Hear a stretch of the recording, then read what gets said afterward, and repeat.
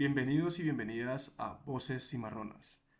Este es un espacio de diálogo, memoria y reflexión sobre la lucha, los avances y los retos de la población afrocolombiana. A través de este podcast queremos traer voces que han sido fundamentales en la construcción de nuestra identidad y en la defensa de nuestros derechos como pueblo afrodescendiente.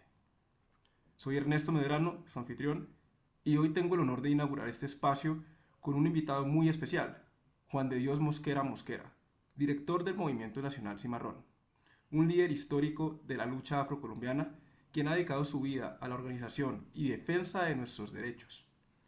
Hoy conversaremos sobre la historia personal y cómo ésta se entrelaza con la historia del Movimiento Nacional Cimarrón, desde sus primeras acciones hasta la visión que impulsa a la organización en la actualidad. Bienvenido, Juan de Dios. Es un placer tenerte aquí. Un saludo muy especial y muchas gracias Ernesto por invitarme a este espacio del Movimiento Cimarrón.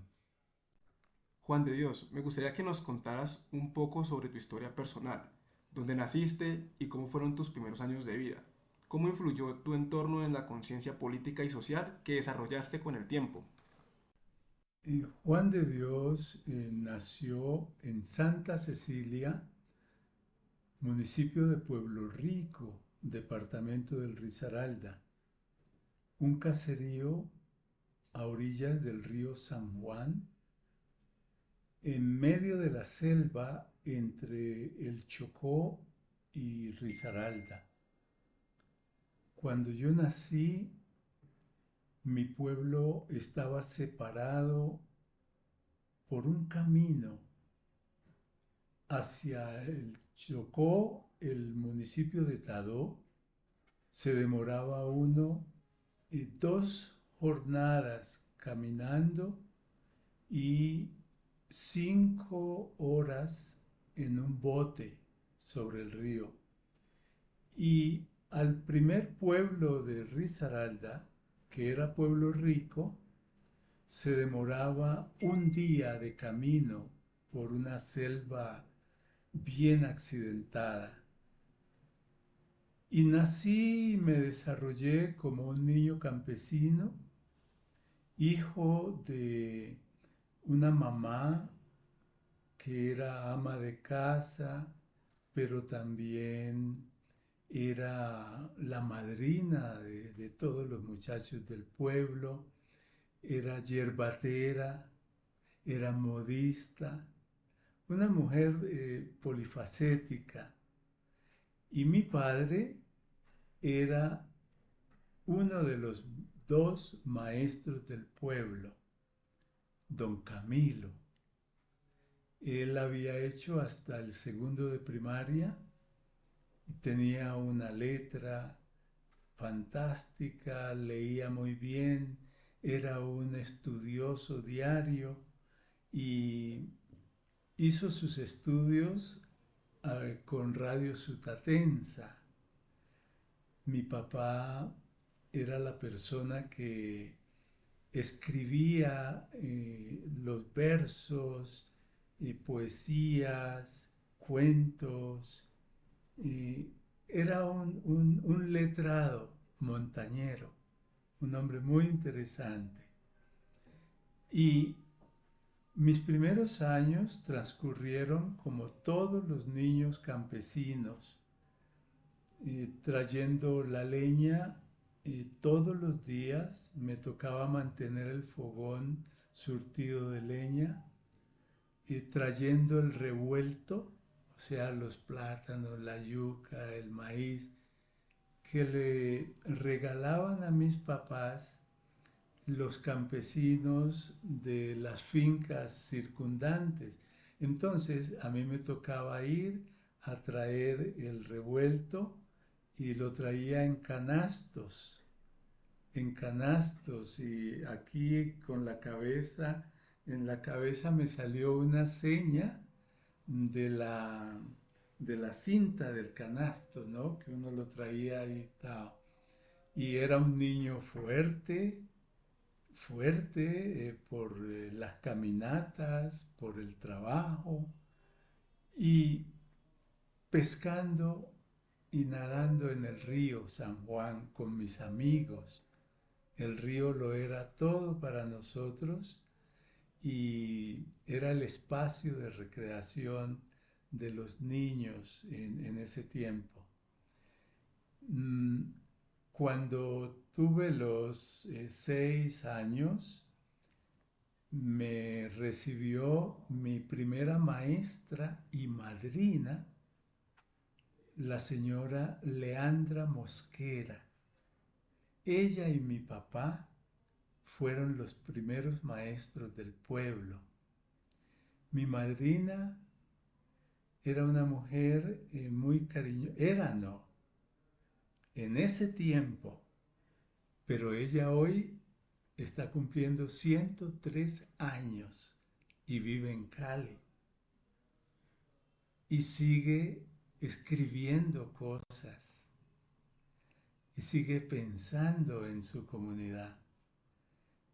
Pero en esos tiempos era una mujer muy cariñosa y la queríamos mucho y al mismo tiempo aplicando los conceptos de que la letra con sangre entraba, o sea que uno tenía que estudiar porque estudiaba, si no le daban juguete o le daban reglas en la mano. Era la forma de disciplinar a uno para que estudiara. Y en mi pueblo hice la primaria.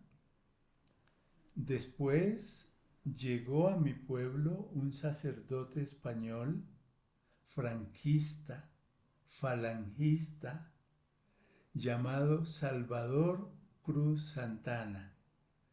Él llegó como supervisor de educación y organizó las escuelas, creó un colegio hasta lo que era cuarto de bachillerato, lo que hoy es noveno, y asumió el control total de los maestros, de todo. Tenía un grupo de jóvenes de piel blanca, llevadas de los municipios de lo que era el Viejo Caldas, y controlándolas a ellas como maestras, estableció un sistema educativo pro-español, colonialista, racista, aunque no nos diéramos cuenta la comunidad, pero tenía todos esos apelativos encima. Con el Padre Cruz aprendí muchas cosas y me tocaba ser su acólito y yo le ayudaba en los rosarios, en las misas, en las procesiones, los mandados, y eso me desarrolló liderazgo porque, digamos, era un niño privilegiado haciendo, digamos, relaciones con la persona más poderosa del pueblo, que era el Padre Cruz, y con las maestras que vivían en la casa cural con él. Eso comenzó a desarrollar en mí el liderazgo, el estar parado enfrente de la gente, hablar enfrente de la gente, y todo eso fue generando en mí actitudes, conductas, gestos, con liderazgo, con manejo de público, con manejo de la palabra. Así terminamos el cuarto o noveno de hoy y llegó a nuestro pueblo un personaje amigo del padre Cruz, el antropólogo Escura, llamado Ildefonso Gutiérrez Azopardo. Ildefonso fue a mi pueblo a hacer una tesis como estudiante de posgrado de la Universidad Externado, y la tesis se llamaba El fiado y el préstamo en la comunidad negra de Santa Cecilia. Él vivió al lado de mi casa, entonces a mí me tocaba hacerle los mandados, llevarlo y traerlo por el pueblo. Eso también reforzó mi liderazgo. Pero hubo una cosa muy importante que influyó mucho en el futuro de Juan de Dios Cimarrón. Y fue que él comenzó a crearme conciencia sobre nuestra africanidad y nuestra afrocolombianidad. Conciencia racial también. Él me puso a leer los primeros libros sobre estos temas. Él tenía una buena biblioteca y también escuché los primeros discos de fuera y especialmente de Europa, porque él venía con su conciencia europea. Ildefonso me generó esa conciencia que antes de terminar el grado cuarto allá en la comunidad, yo comencé a confrontar al Padre Cruz y lo que él hacía. Me di cuenta que éramos una pequeña colonia de España en Colombia. Y así, cuando terminé el cuarto, yo era una persona con conciencia de nuestra africanidad y con conciencia racial y conciencia sobre el problema colonial del Padre Cruz en nuestra comunidad. Y tanto que me di cuenta que las expresiones de él, cuando nos colocaba a hacer una parada militar al frente de la bandera española, la bandera pontificia y la bandera colombiana. El uniforme del colegio era el uniforme de la bandera pontificia. Y cantábamos canciones como el himno de la falange española, el franquista, el Dagnos Patria, las armas de Calabria y el valor del Cid. Todavía lo recuerdo, y eso fue cuando yo estaba en los 10 años, etc. Y también el Padre Cruz era muy represivo la educación con él, muy represiva. Y él aparecía como un personaje, digamos, divino. O sea, nosotros pensábamos que él ni orinaba ni defecaba, Sí, era una cosa pues de adoración que teníamos con el Padre Cruz. Y por cualquier cosita nos daba garnatada, nos abojeteaba, nos daban correazos, nos sentaba, nos arrodillaba en el andén que iba hasta la puerta principal, andén de cemento, y nos arrodillaba el tiempo que él le daba la gana ahí. O sea, era muy represivo, muy represivo.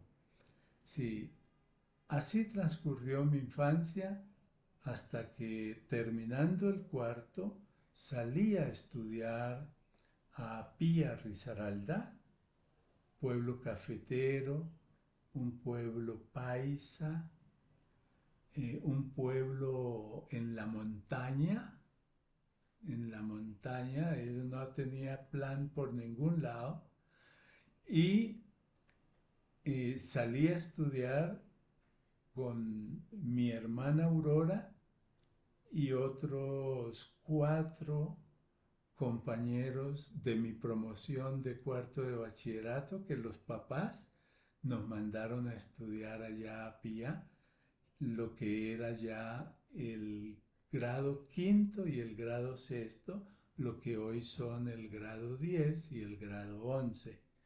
Yo era el más chiquito de ellos, y yo tenía como 14, 15 años, algo así, y ellos tenían ya de 17, 18 años para arriba. Entonces, yo era el niño todavía. Así transcurrió mi infancia en mi pueblo, ¿sí? Y una infancia eminentemente campesina, pero influenciada por el liderazgo en la relación con el Padre Cruz y sus maestras y la relación los 2 años que estuve con Ildefonso Gutiérrez Azopardo.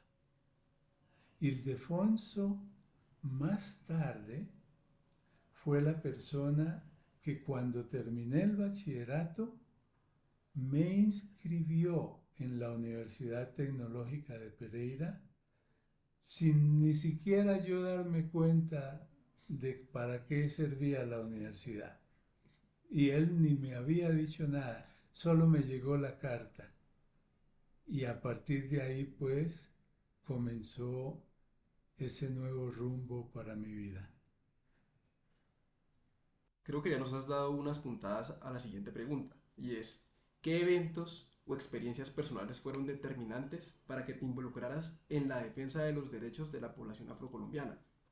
Los eventos importantes que enrutaron mi liderazgo como militante cimarrón y afrocolombianista, pienso que fue la relación con Ildefonso Gutiérrez Azopardo, la conciencia identitaria que él me creó, los conocimientos que me ayudó a construir sobre nuestra afrocolombianidad, nuestra africanidad y sobre la necesidad de luchar. Y posteriormente,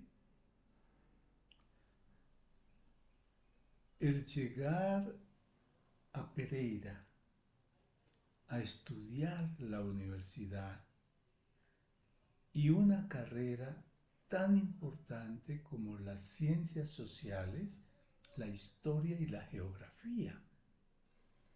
La universidad, la Facultad de Educación, estaba controlada por el Partido Comunista Colombiano. en ese momento muy activo en el mundo y muy activo en Colombia. Los profesores que yo tuve de ciencias sociales eran comunistas, formados en las universidades de Moscú. Y eso sembró en mí los conceptos del materialismo histórico, de la lucha de clases, del conflicto mundial del colonialismo y el imperialismo,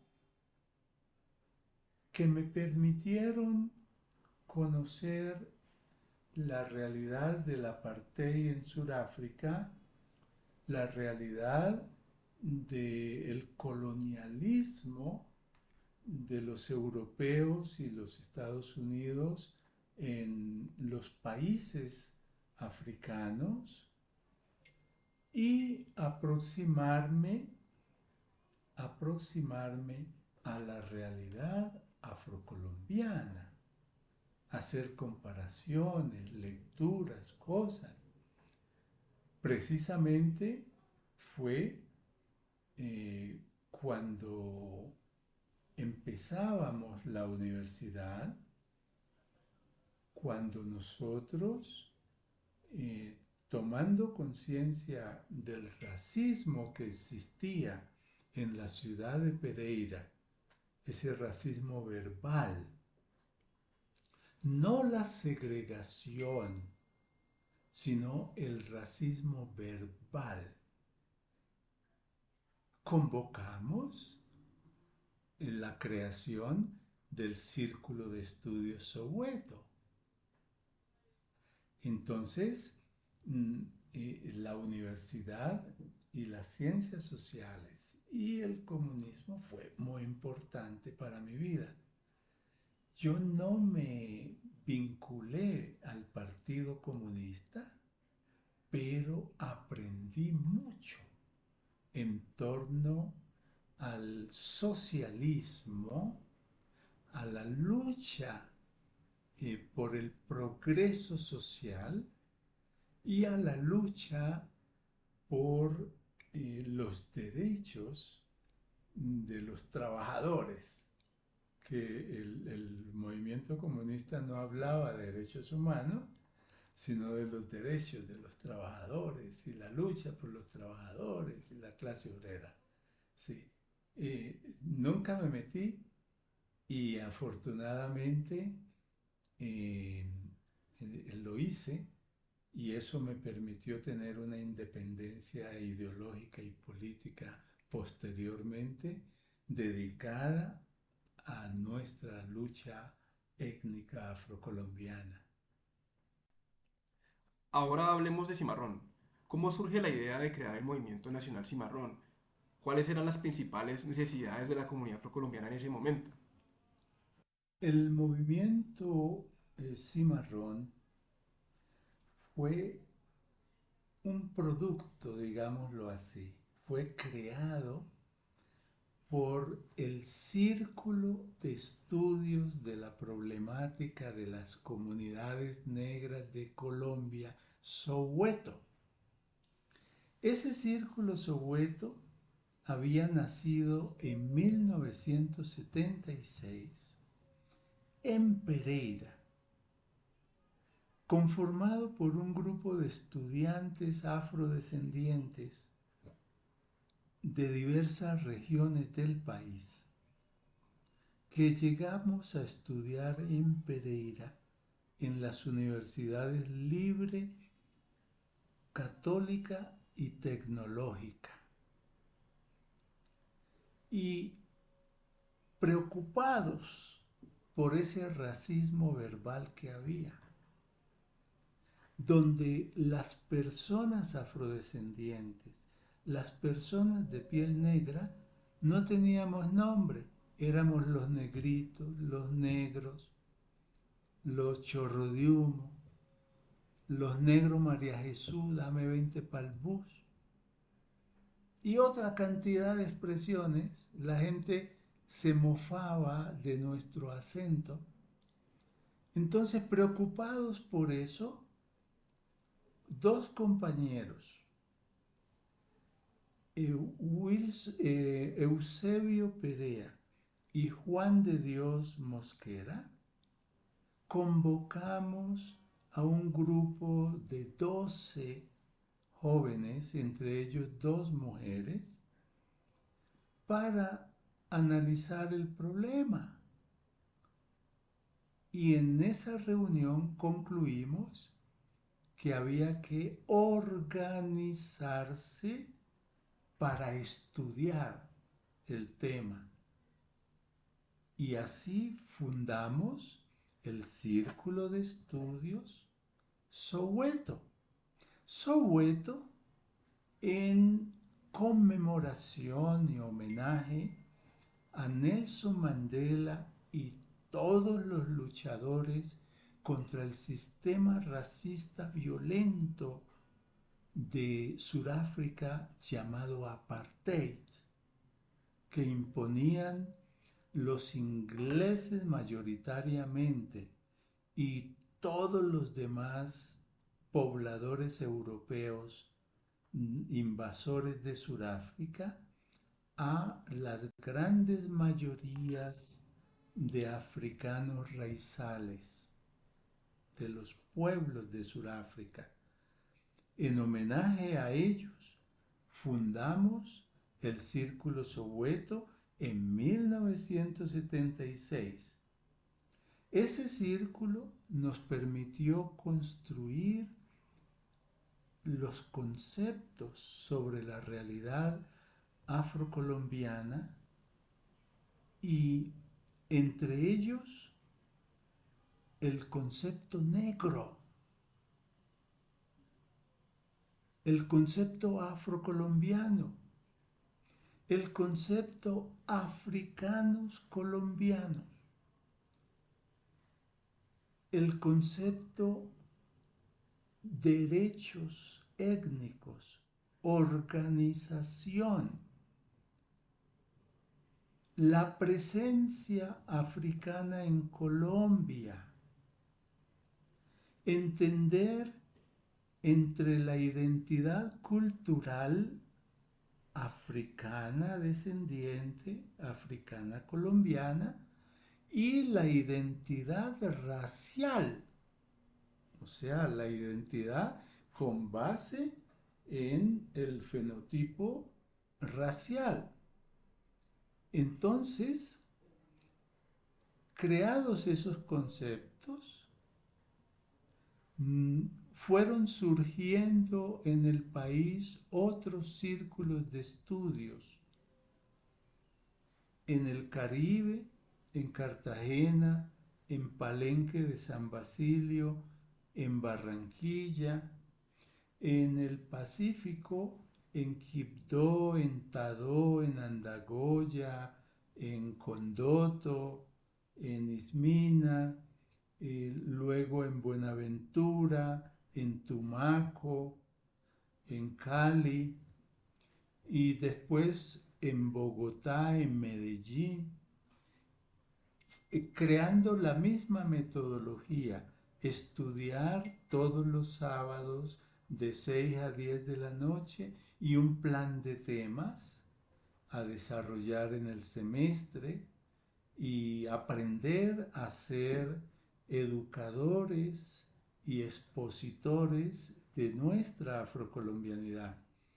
Así, en 1982 ya habían surgido como 10 círculos de estudios Soweto en el país y seguían surgiendo. Y decidimos que había que crear una organización, que los círculos debían convertirse en escuelas de pensamiento que debían seguir educando, seguir creando conciencia de la afrocolombianidad y seguir organizando.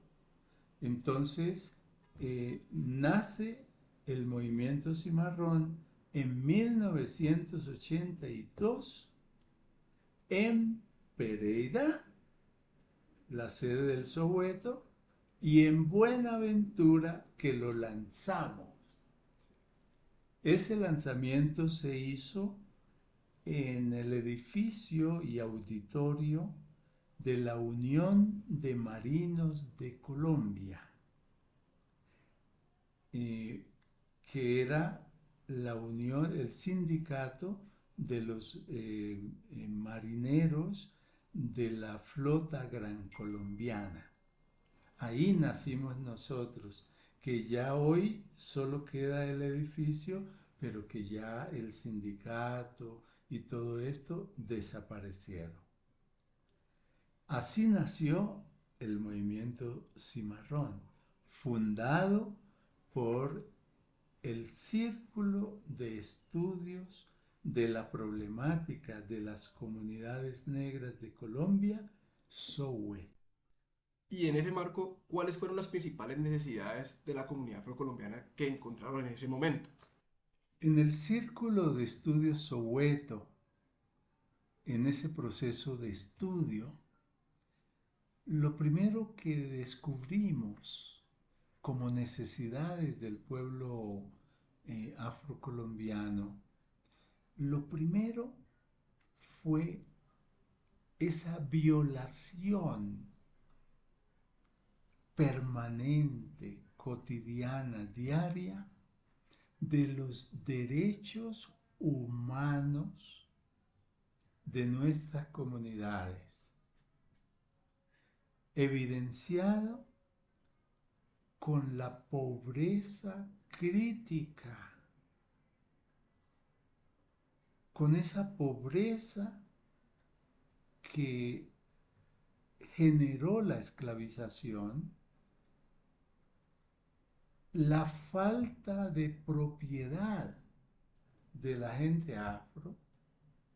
En ese tiempo, en un Buenaventura o en Cali, que tienen tanta población afro mayoritaria, de 20 carros automóviles, no había uno de personas afros. Hoy día la cosa ha cambiado, pero en ese tiempo la gente afro no tenía carros, casa propia tampoco, tierras muy poco.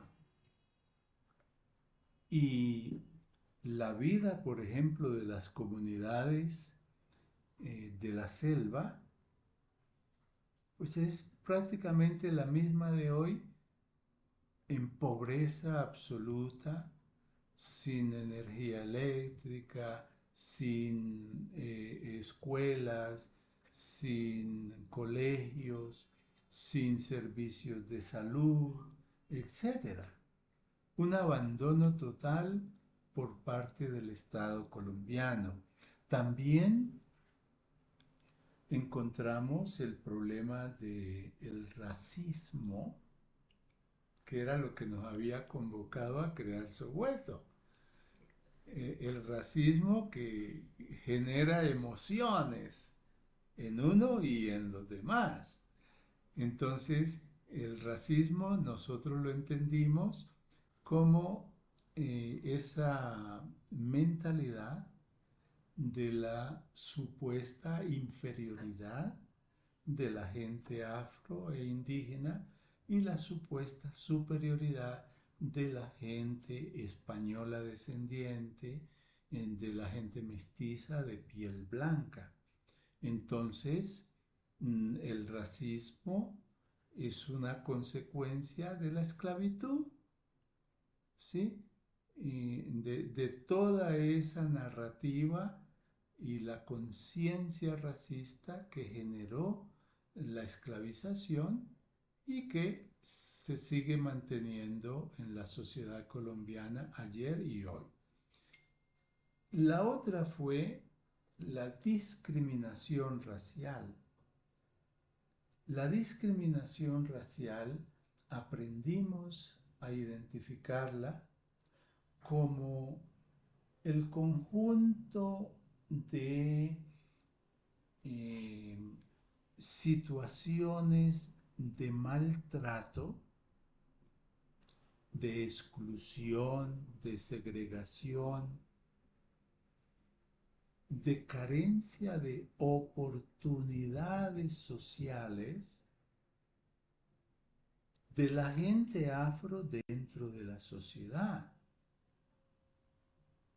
manipulado precisamente por la población de piel blanca dominante, la población española descendiente dominante que controla la economía, los medios, las religiones, todo.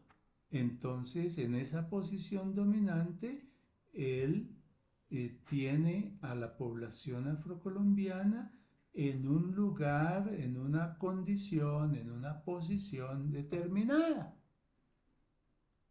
Entonces, la discriminación racial afecta las posibilidades y las capacidades de la gente afro dentro de la sociedad.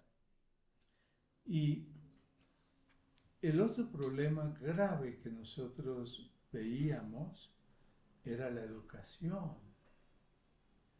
En ese tiempo, yo pienso que el 98% de la población afrodescendiente en Colombia era analfabeta. Muy pocos jóvenes accedían a la secundaria y poquitos a la universidad. Eso también limitaba las posibilidades de nuestra gente en esta sociedad. También veíamos el tratamiento del Estado, de los partidos y los gobiernos hacia nuestras comunidades. O sea, esas comunidades conjuntamente con la Orinoquía, la Amazonía, eran llamados territorios nacionales, algo así como patios traseros de la casa, totalmente abandonados. La Colombia real era la Colombia andina poblada por los españoles descendientes y por la población mestiza de piel blanca. Lo demás era totalmente abandonado. Y digamos que otro problema que nosotros veíamos era que nuestra mujer era percibida como servicio doméstico.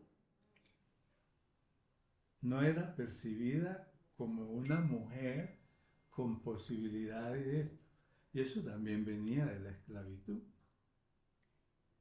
Venía de la esclavitud. Entonces, esa conciencia de esas necesidades y problemáticas de nuestra gente fue lo que nos impulsó a crear el movimiento Cimarrón. A que no nos podíamos quedar solo estudiando los problemas y lamentándonos, había que actuar. Y para actuar, había que actuar organizada, colectivamente. Sabemos que el proceso de organización y consolidación de un movimiento social no es sencillo. ¿Cuáles fueron los principales desafíos que enfrentaron en los primeros años de Cimarrón? Los primeros desafíos, obstáculos que enfrentamos en esos primeros años de Cimarrón están relacionados con la débil conciencia de identidad cultural, étnica o colectiva de nuestras comunidades, de las personas afros. Mucha gente afro pensaba que nosotros estábamos promoviendo el racismo, no que estábamos combatiéndolo, sino que estábamos promoviendo el racismo. Y no solo ella, también, por ejemplo, nuestros profesores en la universidad nos decían que nosotros pretendíamos traer el racismo a Colombia cuando aquí no había racismo, que el problema era de lucha de clases, que no más, que había que era luchar por la revolución y ahí iba la gente afro como clase oprimida, pobre. Mm, También el, digamos, las dificultades de acceso a las comunidades afros en esos tiempos, cuando había muy pocas carreteras y esas carreteras eran trochas. Mm, el otro tema es la carencia de recursos para nosotros producir nuestros documentos, para distribuirlos, eh, para producir libros en grande y podérselos donar a la gente.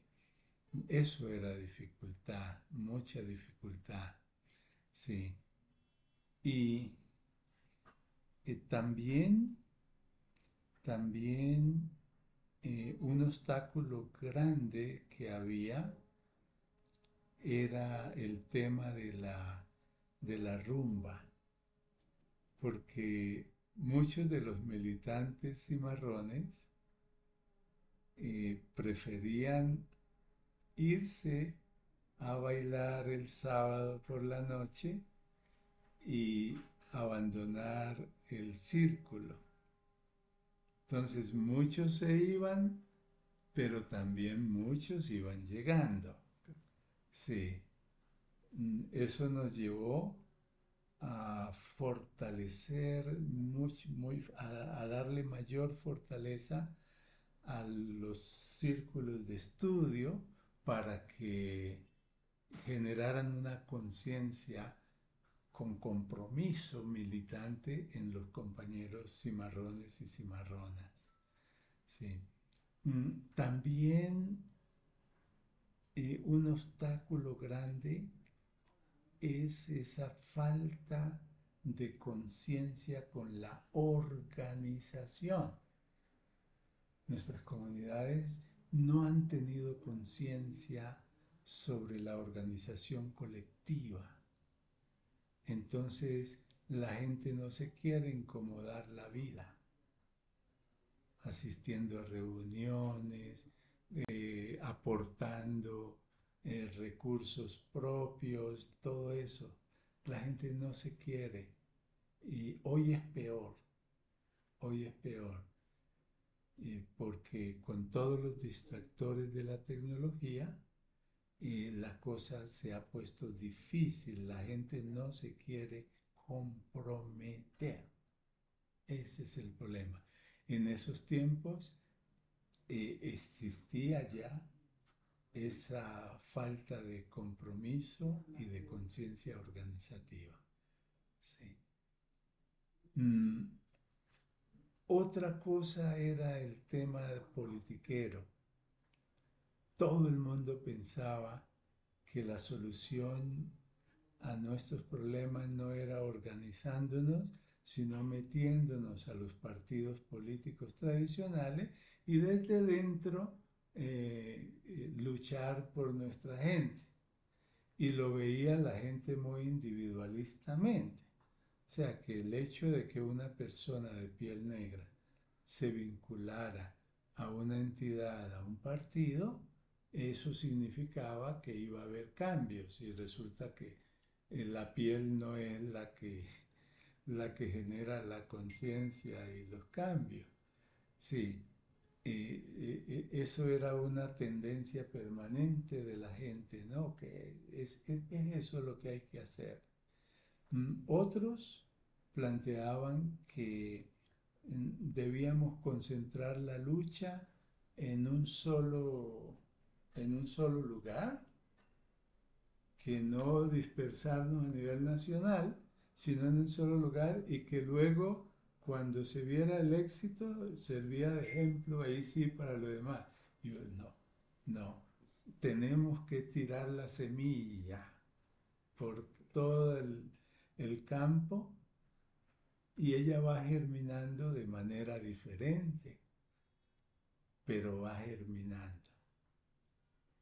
Lo que tenemos que hacer es no parar, siempre, siempre educar, concientizar y en un lado florecerá, en otro lado cosechará, en otro lado desaparecerá, pero siempre adelante. ¿Qué estrategias fueron clave para consolidar el movimiento nacional cimarrón como una voz fuerte dentro del movimiento afrocolombiano y en el ámbito político del país? Las estrategias claves para consolidar a Cimarrón como una organización respetada a nivel nacional, yo pienso que la primera fue la visión nacional del proceso organizativo. O sea, que no nos quedamos encerrados en Pereira, sino que nosotros planteamos que había que pensar en función del afrocolombianismo, desde La Guajira hasta Tumaco, desde Quibdó hasta Arauca. Teníamos que mirar a nuestra gente con una visión de pueblo afrocolombiano que habitaba en todo el territorio nacional y por tanto debía organizarse nacional, regional y local. Una organización con poder nacional. Lo segundo, la educación política en torno a nuestra causa afrocolombianista. El mantener los círculos de estudios como escuelas de liderazgo que generaban una conciencia en nuestra militancia y en los colombianos. Lo tercero, para el movimiento Cimarrón fue muy importante haber identificado con claridad los principios y los valores colectivos de nuestra lucha. Porque una persona, una organización social, étnica, si no tiene principios, no tiene valores, es una organización que no tiene poder. Porque lo que va uniendo a las personas es el compromiso con esos principios, con esos valores. Y al estar unida, a través de la organización se va luchando, se va incidiendo. La otra estrategia que nos permitió a nosotros sobrevivir fue el no habernos vinculado a ningún partido político, ni de las izquierdas, ni de la derecha, ni de la guerrilla. Nosotros siempre mantuvimos nuestra autonomía política, considerando que nuestra política era el desarrollo de nuestros principios y valores, es el desarrollo de nuestros derechos étnicos y humanos afrocolombianos. Por eso existimos hoy. Y por eso ningún partido nos puede considerar opositores o esto. No, todos nos respetan por lo que hacemos y por lo que pensamos. No nos pueden ver como contradictores políticos. Y la otra estrategia ha sido el programa de reivindicaciones estratégicas de Cimarrón, que solo Cimarrón lo ha tenido.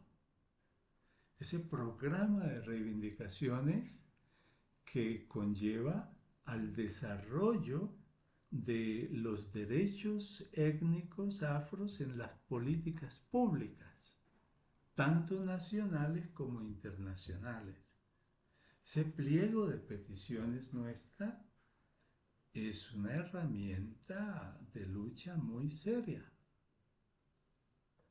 Y es lo que proponemos en los planes de desarrollo, proponemos en los planes locales, territoriales, e incidimos diariamente frente al Estado colombiano. No improvisamos, no nos pegamos a lo de la coyuntura. Nosotros tenemos unas reivindicaciones permanentes. Cimarrón ha sido clave en muchas luchas por los derechos de la población afrocolombiana. Desde tu liderazgo, ¿cómo definirías la misión y el propósito del Movimiento Nacional Cimarrón hoy en día? La misión y el gran propósito del movimiento Cimarrón no pueden cambiar. Sigue siendo la misma. El empoderamiento social, ciudadano y político, étnico de la población afrocolombiana. O sea, hemos estado en el suelo, en el punto cero, allá en la esclavización. A medida que han pasado los siglos, hemos ido ascendiendo a nuevos pisos y nuevos escalones. Ese ir ascendiendo, unas veces rápido, otras veces lento, ese es el proceso de empoderamiento de nuestros pueblos. Y en ese sentido, Cimarrón debe continuar promoviendo la organización social étnica, la organización colectiva, no solo a nivel sociopolítico, sino a nivel sectorial, la organización de las mujeres, la organización de la juventud, la organización de los maestros, la organización de los intelectuales, la organización de los campesinos. O sea, entender que la organización es la fuerza y el poder de un pueblo, que política significa organización. Y para nosotros continuar progresando en el empoderamiento colectivo, tenemos que entender que la organización es la base de ese poder. Cimarrón debe fortalecer el proceso de educación política de nuestras comunidades, el proceso de toma de conciencia de la identidad colectiva afrocolombiana. Y eso tiene que seguirlo haciendo a través de la implementación de los estudios afrocolombianos en el sistema educativo nacional, a través de la formación de escuelas de liderazgo, de la escuela de formación política. El tema de la conciencia sobre la identidad es fundamental porque la gente cree que la conciencia de la identidad es conciencia de la negritud, es conciencia racial. No, eso no. Y Cimarrón debe continuar fortaleciendo la participación ciudadana y política del pueblo afrocolombiano, su movilización, su incidencia. Solo esa lucha nos puede permitir ese gran propósito: empoderar a la población afrocolombiana dentro de la sociedad colombiana. Mirando hacia el futuro, ¿cómo te gustaría ver a Cimarrón en los próximos 10 o 20 años? ¿Qué legado esperas que deje este movimiento para las nuevas generaciones? En los próximos 20 años, yo quisiera ver un Cimarrón empoderado institucionalmente en la sociedad colombiana, una organización similar a lo que es la ONIC, la Organización Nacional Indígena de Colombia, con una gran sede nacional donde estén representadas las principales comunidades afrocolombianas del país, con sedes también organizadas, poderosas, en Cali, en Quibdó, en Tumaco, en Guapi, en Cartagena, Barranquilla, Riohacha, Medellín. Bueno, en todas las comunidades afrocolombianas importantes. Esas sedes, desarrollando la estructura organizativa, incidiendo en las políticas públicas con los derechos étnicos, incidiendo en los planes de desarrollo, incidiendo en los planes de acción de las instituciones anualmente y promoviendo las conmemoraciones afrocolombianas, promoviendo el programa de acción de los decenios afrodescendientes de la Conferencia Mundial de Durban,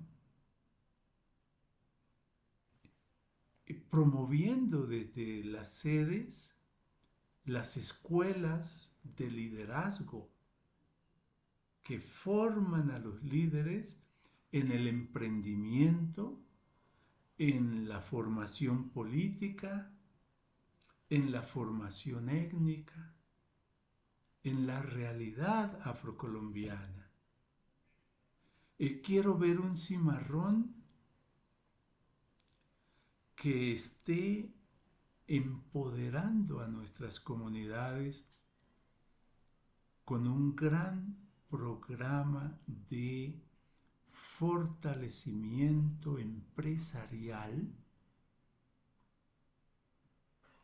en todo el país.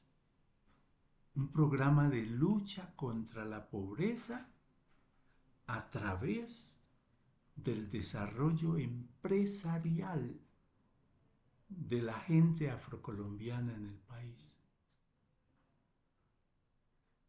Cimarrón debe ser el faro que oriente, que ilumine, que guíe la lucha del pueblo afrocolombiano contra la pobreza, contra el racismo, contra la discriminación y por su empoderamiento en la sociedad. Juan de Dios, ha sido un honor tener esta conversación contigo. Tu historia y la del movimiento Cimarrón son una inspiración para muchas personas que creen en la justicia, la organización y el poder de la comunidad afrocolombiana. Antes de despedirnos, ¿qué mensaje final quisieras compartir con nuestra audiencia?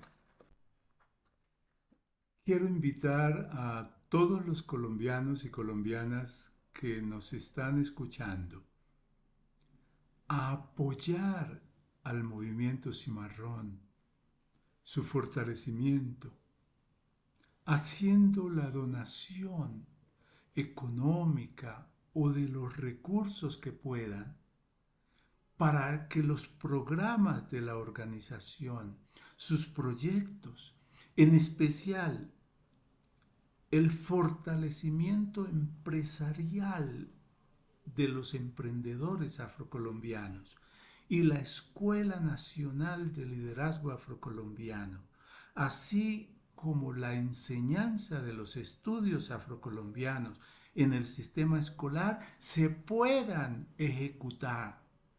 Necesitamos que todos nos solidaricemos con el movimiento Cimarrón para hacer de Colombia un país más digno, más lindo, sin racismo, sin discriminaciones.